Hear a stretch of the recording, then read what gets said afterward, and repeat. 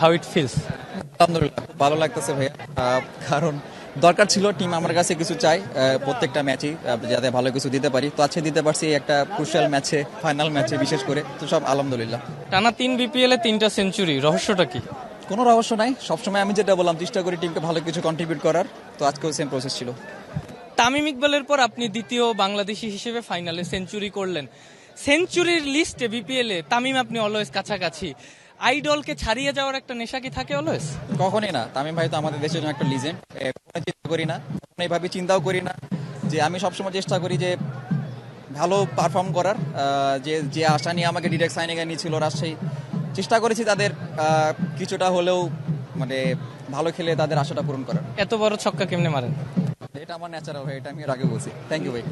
তানজিদ তামিম 7টা ছক্কা মেরেছেন, can you imagine? 7টা ছক্কা, এবং তার প্রতিটা ছক্কাই ছিল এফোর্টলেস। তামিম যেটা বললেন যে খুবই সহজেই তিনি ছক্কা মারেন, এটা তার ন্যাচারাল, সেই ন্যাচারাল শক্তি প্রদর্শন তিনি পুরো ফাইনালে করে গেছেন। এবং ফাইনাল জুড়ে তার এই দারুণ ইনিংসের ওপর ভর করেই বেসিক্যালি শিরোপার স্বাদ পেয়েছে রাজশাহী ওয়ারিয়ার্স। প্রথমবার তারা বিপিএল খেলতে এসেই শিরোপার স্বাদ পেয়েছে।